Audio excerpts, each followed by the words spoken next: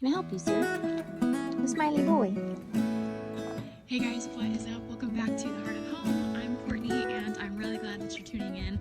Today I have some exciting things to do. Right now I'm on my way down to the garage to grab a couple tools. Just kidding, I don't know what I was thinking. All of our tools are inside downstairs in our laundry room. Not all of them, some of them are in the garage, but the ones I use normally are down there. There we go. First thing we need, drill. I think these are the only tools that I need. Yeah, should be good. The other really important thing that we need is this. Can you guess what we're doing today? This is like the worst thing about, not the worst thing, one of the things that I don't really love about being in the middle of a home renovation is all of our things are scattered in places that they would not normally belong. Like your drills and your drill bits don't normally belong in your laundry room / kitchen, but it is what it is. So you probably guessed it after seeing the title of that book or seeing the picture on this book, but today I'm going to be starting the beginning of my worm farm, and I'm super excited to take you guys along this journey with me because I've never done it before, so I'm sure there's going to be lots of failures and hopefully some successes along the way as well. So let's get started. Alright guys, so I am just going to take you through this process with me, tell you about a few things that I've learned in this book before we get started. So if you haven't heard about vermicomposting, that word might sound really intimidating, but it's honestly just having a worm farm, and that's pretty forward. That is what it is having a bin or 2 or 3 or 4 or 5 or 6, whatever you determine to have and what's appropriate for your desires of the farm, and just using what you can from it, whether it's worms for fishing, if it is just a place to lessen your excess in the kitchen by putting your scraps in this composting method, if it is using the worm castings to make worm compost teas for your garden or to use the castings in your garden, whatever it might be, totally up to you. A lot of people worry about the smell, and from what I understand, there's 2 things you need to understand. There's aerobic and anaerobic. And when a worm farm becomes anaerobic is when you are creating an environment essentially for the anaerobes to eat and to feast and to interact, which is when something becomes stinky. So like your trash can, for example, is probably stinky because it's not aerated and it doesn't have like a healthy ecosystem. Whereas a worm farm, when appropriately maintained is going to be aerobic. And so the biggest thing about a worm farm, if you're worried about the stench, is do it right. And if it smells bad, you're doing something wrong. And that seems pretty straightforward to me. So a few things that you'll see around me here that you need for a worm farm. Obviously the structure. So from what I understand, having a plastic tub is the smartest way to do this. Using a wood tub or make one of your own from wood scraps or whatever you have around the house would be sufficient, but not long term. So if you are wanting a worm farm for long term, I would highly recommend getting a $6 tote from Menards or any other box store in your area. I've got 2 of these for the method that I am going to be using, but again, Google it, YouTube it, find a book like I did. There are tons of systems that you can use. You have to figure out what works best for your house, your desire, your farm. So today I'm going to be using 2 tubs because I'm going to be layering them, which I will talk about here in a minute. Some other important parts of a worm farm that you need to know before getting started is there's 4 components to a healthy worm farm, essentially, almost 5. But you have your carbon, which is going to be the papers, cardboard, leaves, dried lawn clippings, the dried stuff that you would typically put in a compost if you were a composter. And then you have the nitrogen, which is the wet stuff. So in my case, it's going to be food scraps that I've been storing for my kitchen from the last about week and a half. The other thing is, if you want your worm farm to be aerobic, you need to make sure that oxygen is able to flow through that. And that's not just for the case of keeping it from smelling, but worms also need oxygen. So believe it or not, if you didn't know this already, which I don't think I really knew, I think I might have assumed, but worms can drown. So if you are making a worm farm with nowhere for excess liquid to drain, you could drown your worms and it could kill them. And so we need it to be aerated. We need to have some holes in here, which is why I have the drill and the drill bits. And we'll get to that. So we have carbon, nitrogen, oxygen, and what I just mentioned, we need some water. So in order for worms to breathe, other than the oxygen part, they actually need their skin to be moist because they breathe through their skin. And so the environment that we're about to create in this tub needs to be a consistency of where I could grab the dirt, make a ball, but it'll loosely fall apart. Not make a ball and it just doesn't hold shape, but make a ball, hold it, and then just kind of crumble it in your hand. Just a little molding without excess water coming out of your hand when you squeeze it or anything. So let's get started. Oh, before I get up, I should share what this book is. In my former video, I think about 2 or 3 videos before this one, I went to a secondhand bookstore in Nashville, Tennessee when I was visiting a friend called McKay's. And I found this worm book in the homemaking, homesteading section of the store, and it was $5. So yes, this worm book is from 1997, but honestly, a lot hasn't changed. The makeup of a worm hasn't changed. The way they work hasn't changed. People have been worm farming for a very long time. It's just that it hasn't been talked about. And quite frankly, if somebody came up to me and said that they were a worm farmer, I might think that they're a little hippy-dippy. And now I understand, and I'm okay with being hippy-dippy if that's what people still think. So anywho, let's get to doing this thing.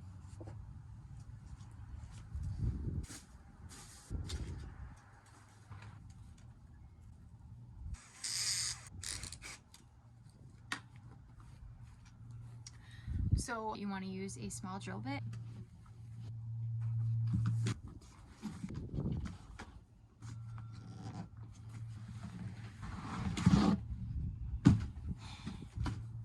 All right, so what I'm doing here is I am only going to drill the holes in one tub. The reason I'm drilling holes is to bring oxygen flow into the tub, but I'm also going to be drilling a few on the bottom so that any of the excess liquid, also called leachate, can drain into the second tub.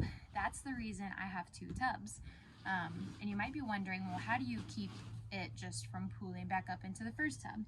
Well, my friends, that's what this big old stone is for. So a lot of worm farms that you could buy online are built with legs in a series of tubs, and there's different methods to that. The reason people will stack multiple tubs is so that the worms eventually, because they don't like to eat their poop, are going to migrate towards the top. They're going to continue to move upward. When you add your worms to your worm farm, you want to add a light, and the reason is because worms do not like light, and so they're going to dig down to the bottom of your worm farm and start there. Yes, could I stack multiple tubs? Sure, I could do that, but for my garden and my purposes of just learning and trying to get into this and to not become a pro right away, I'm just going to stick to one tub and see if this method works best for me. So let's get drilling.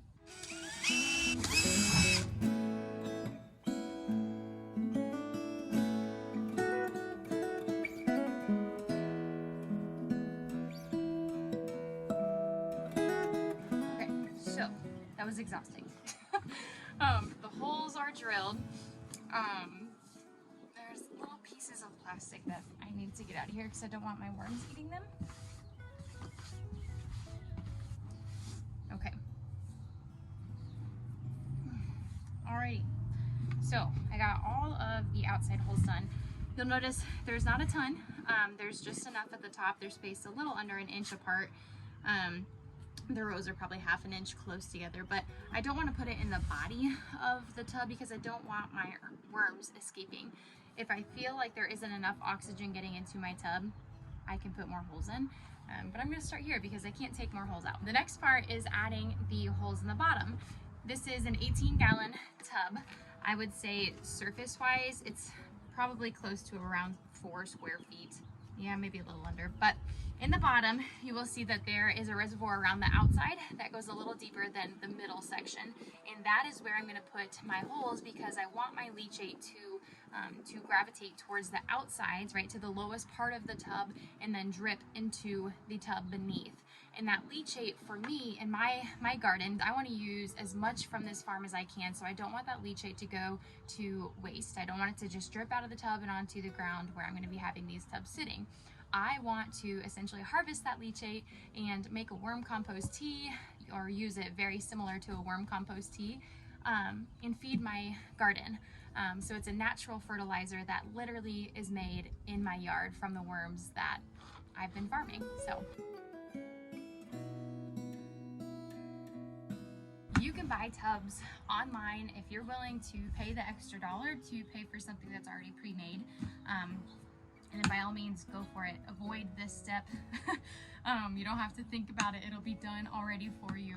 So the next step is to create the bedding. So you might be thinking a worm farm will probably just contain a bunch of dirt with a bunch of worms that you water and feed, right? No.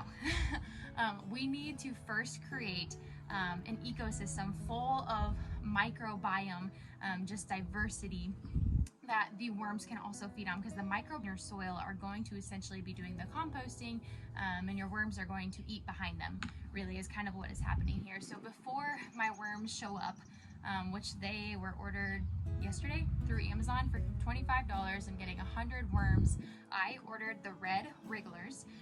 Any red worm should do. It should be arriving here in 2 or 3 days, and a few days is really all you need for your bedding and your microbiome to begin, to bloom, essentially. There's a few things that you can do for your bedding, and I'm gonna read some to you right out of the book because, again, I'm not a pro.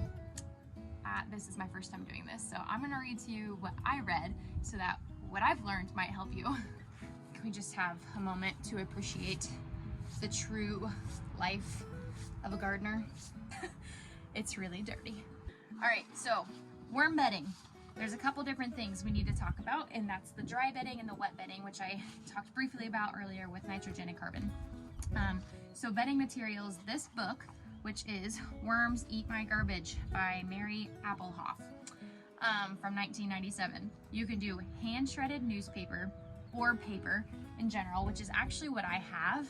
I work at our church, and so I do all of the paper shredding, and what better way than to recycle it? Here's the advantages to newspaper shreddings or paper shreddings.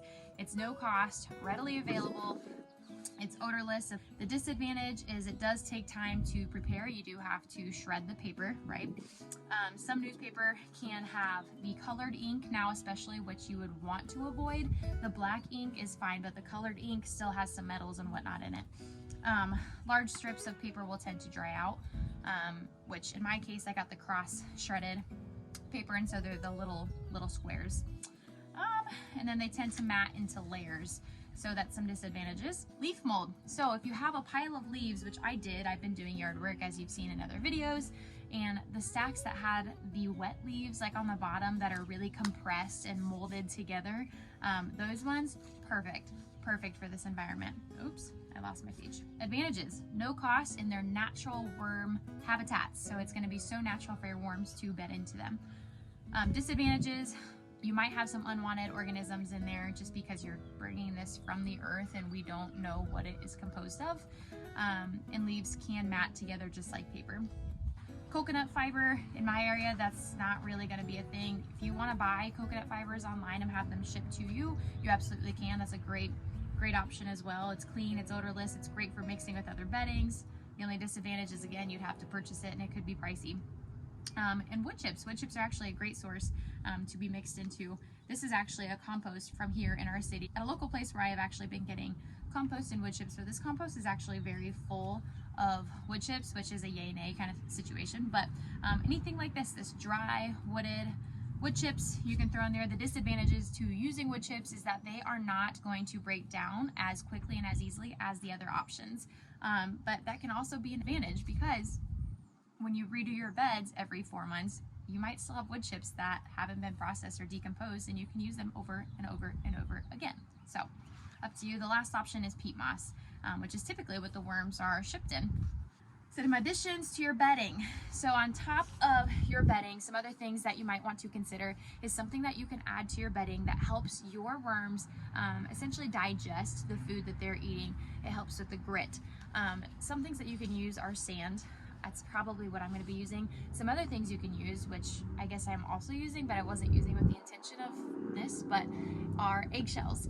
Yes, you would want to cook your eggshells, dry them out. In my case, again, we're living in a home remodel.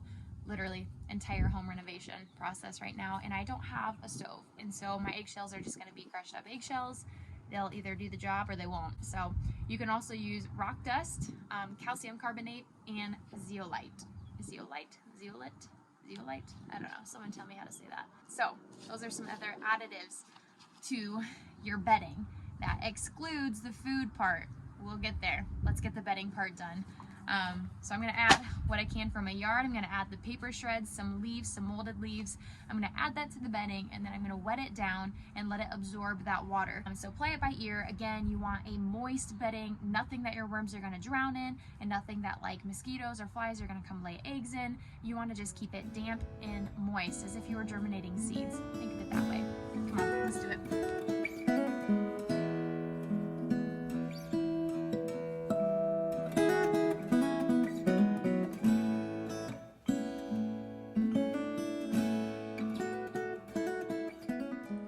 Okay, I paused and I wanted to bring you guys over here with me. These are a couple of the leaf piles that we had in our yard still. And I'm gonna add some of this to the bedding. You can see it hasn't rained at all, clearly, because this is all dry. But just the moisture collecting underneath these leaves is creating these damp leaves and these moldy leaves. And so I'm gonna add some of these to the bin as well.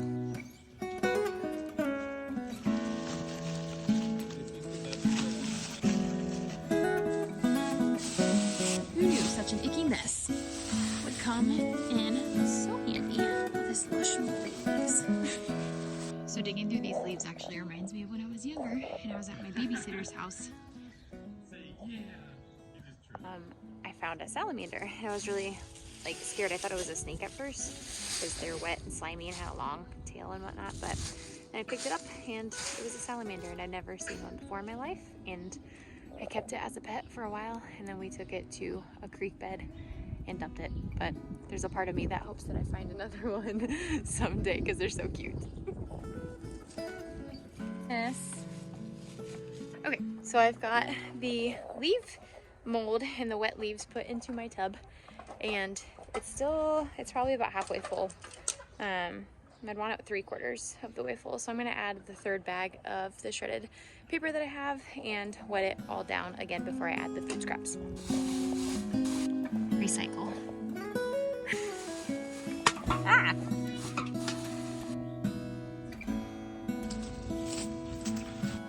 All right, so I'm just gonna mix this up to make sure it's fully wet and not just wet on the top. Like, if you look carefully, I don't know if the camera's catching that, but there's a little bit of paper dust still, so we want to make sure this water is incorporated all throughout. Are you helping me? Mama's helper? What are we making? Worm farm. Oh, worm farm. That's right. All right, here's how it's coming. Everything that I am touching is mostly wet. You see when I grab it, it's not like sopping wet. I mean, it's wet enough that everything is sticking to my hands, but even down here in the corner, it's obviously a little more wet, but again, it's not standing water and it's not like dripping as I pick it up or squeeze it. So this is about the consistency we're going for. What are you scooping with? Dirt. You're scooping dirt, but what are you scooping it with? What is that? Rock. A rock? Kind of. It's a seashell. Cheese. Oh, cheese? What are you making? I'm making food. You're making food? Yeah. The most delicious food? Yeah. Is it worm food? Yeah. Yeah.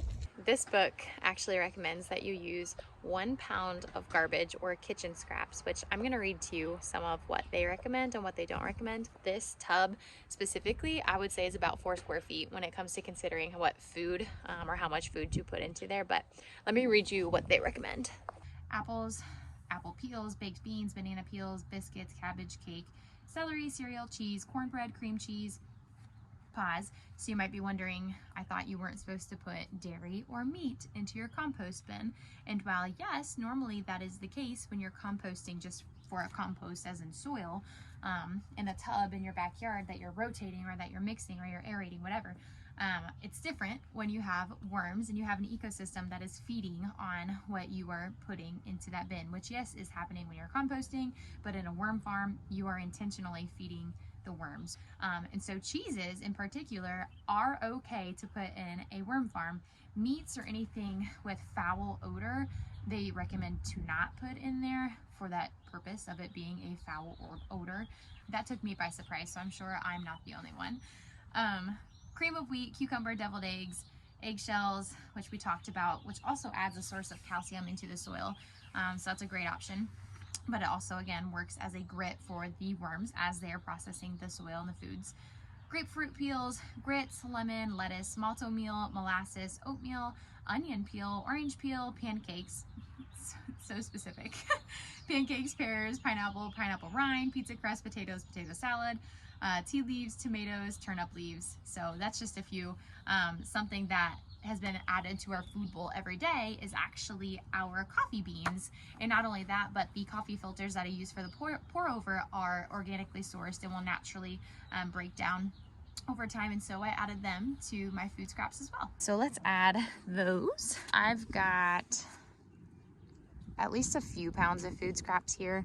And then obviously, if you cut these pieces up into smaller pieces, they are going to be eaten a lot faster, which is, I feel like, common sense, but some people need to hear it. And as you can see, here are my coffee filters with the coffee grounds. Again, I could have cut these up and made them into smaller pieces. Frankly, this is just paper, so it's gonna rip. And I could just do that as I'm throwing it in there, but. So I'm just gonna scatter this stuff on the top. Delicious moldy banana peels and cabbage.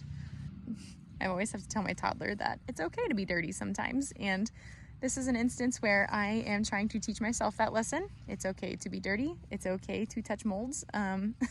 Washing your hands is a thing that I have access to, and so I shouldn't be so freaked out about it. So here's like the outer pieces of cabbage that I peeled off. The coffee filters like we talked about and coffee. I've got some ends of some pears that I actually cut up today. Some seeds from our peppers, you know, the little core part that you cut out. Banana peels, obviously. Onions, onion skins. I've got the butt pieces of asparagus in here. Literally anything. Here we go. Here's some cucumber. Anything out of our kitchen that I could find I was putting in this bowl. So whatever you think that you wouldn't eat and you just would throw in the trash on a normal basis in the kitchen, put it in the bowl, put it in your worm farm and recycle it. Feed those babies. And then lastly, the other part of what I'm going to put into my worm farm today is my eggs. So I've been saving my eggshells.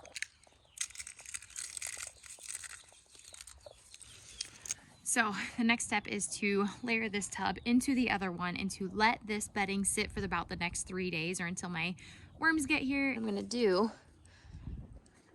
is set this rock in the bottom of this tub. Remember, this tub does not have any holes in the bottom. It's got some paper that flew into it and some water, but that's okay. It's not the end of the world.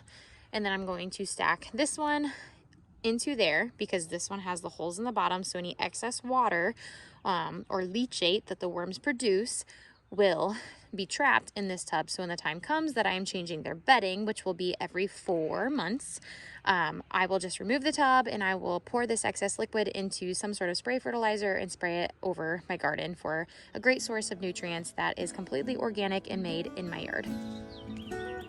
Sometimes you just gotta laugh at yourself because I just recorded the entire end of this video and then realized I didn't record it. So I took it apart just so you guys can see what I did, because this is a learning and a teaching video. So anyways, I have the tub here, my second tub with no holes drilled in it, but it does have one large stone in the bottom in order to create about a 3-inch gap for any leachate that comes out of my worm tote. So I'm gonna take this tote with the bedding and the food, put it into the one with the stone, and again I just placed that stone right in the middle. A couple bricks would be sufficient as well. And I am going to put a lid on top of this, and the reason being is I don't want any other little critters, little black and white bandits in this area, to come and steal the food that is in this tub. I also don't want them to know that this is a source where they could come and dig for worms. And so keeping this lid on this tote is going to help avoid that from happening.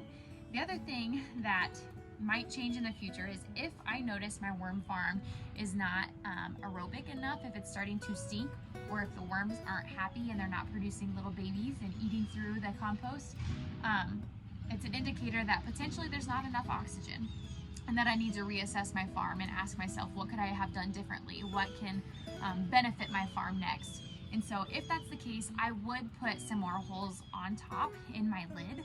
However, again, I would rather have too little of holes and add more than have too many holes and just have a worm farm that doesn't work. Bedding, tub, and food scraps. So that's about it, guys. Keep it watered, keep it moist, don't drown your worms, don't let them dry out and shrivel up. Keep food in there, keep feeding them, keep recycling what's in your kitchen, and pretty soon you'll have a rich soil to feed to your plants. Unfortunately, the worms I don't have right now, but you will see that process because I have them ordered and they'll be here in a few days, but I will show you the process of adding the worms to your soil. But right now, I'm trying to create a microbe-rich environment that is happy and is going to be sufficient for the worms when they show up, which should only take a few days to create. So you will see that part of the video here in 5, 4, 3, 2, 1. Hey guys, what is up? Future me here. I actually got my worms in the mail about 2 days after I recorded what you just watched. I figured I'd go ahead and take you guys with me to check it out. Also, we're getting a lot of work done inside, so if you hear my husband's music or his saw, that is why.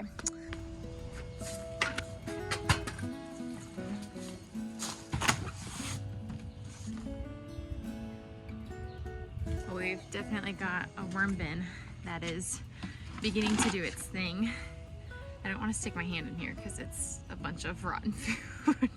It wouldn't hurt me, and it wouldn't hurt you if you did, but to me, I'm just like, meh. It's definitely wet enough still. I will actually stick my hand down on the side.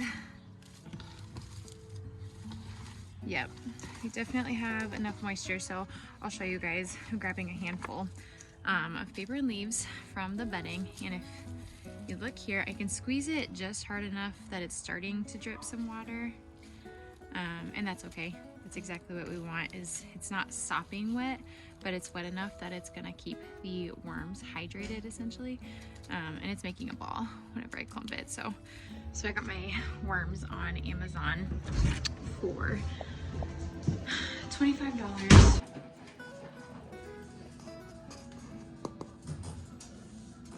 We have 2 dogs, and the one which you just saw was Kion, and look at him. I see you. I see your little blue eye. He's what I call my Velcro dog because he is always on my hip, whereas our other dog, Blue, would be perfectly content if he just stayed outside the whole time. So, like I said, I got these worms, which are 100 red wrigglers, W-R-I-G-G-L-E-S, for $25 off Amazon. I will actually include a link in my description below. If you want to check out that link, or even just click on it and go find whatever worms you prefer for your worm bin, by all means do it. So what I'm gonna do is unpackage these and show you guys what you can expect, at least from this guy that sold them to me, and we'll go from there. So it's well packaged. Worm Nerd, that's who I got it from.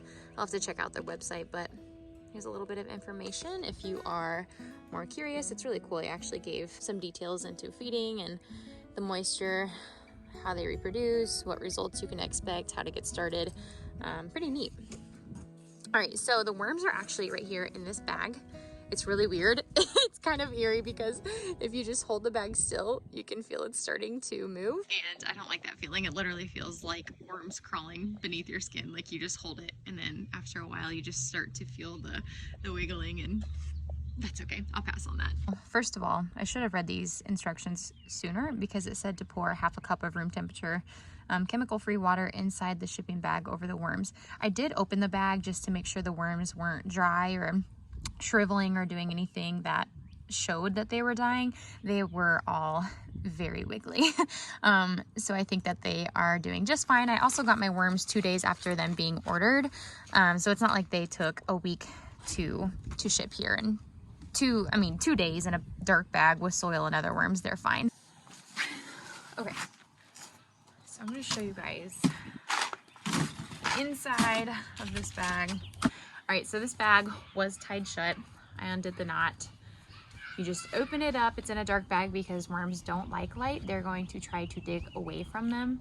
Let me see if I can get you guys a good view of this. This is gonna be really hard because it's dark. You can kind of see some worms in there. See them moving? Alrighty. So you can kind of see them there.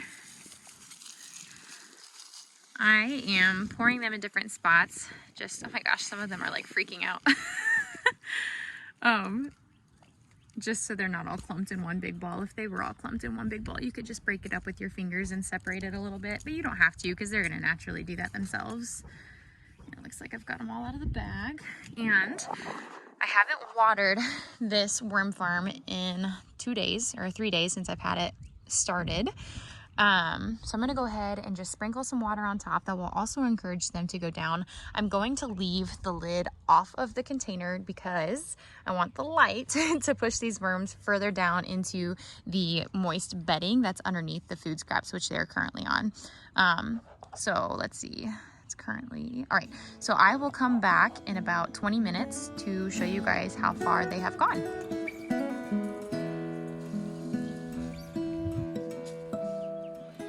Kind of surprising how many of them have gone under the surface, and it's literally been like 1 minute. But anyways, say hello. Hello. Hello. It's been about 20 minutes, so we are gonna pop outside and see how far the worms went down. Bye, Velcro dog. The majority of them should be all the way down. Oh wow. Actually, don't see any of them on the surface, which is good news. You guys a closer look here. Okay. So that means the only thing left to do tonight is 1, put my toddler back inside because he's cold, but 2, put the lid on top and just tuck it back into the little corner that I have it sitting in.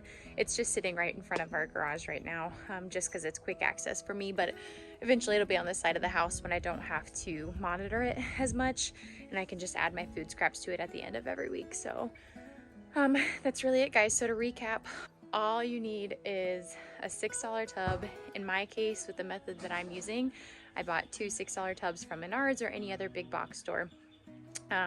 Worms, which I got 100 worms for $25. So that right there is $37 to start this worm farm, because the bedding, which I used cross-shredded paper just from our office, and food scraps from my kitchen that would have been going in our compost or in the freezer to make some stocks with, I just threw in a bucket, and now I have a worm farm. So hopefully in the next 3 to 4 months, I'll be able to post another video of harvesting the castings and making some worm compost tea, and especially, I'm really hoping for some of that liquid gold, which is the leachate, that excess liquid from the worms. But until then, thanks for tuning in and learning how to make a worm farm with me. We'll see if it's a success. I'll see you then. Bye.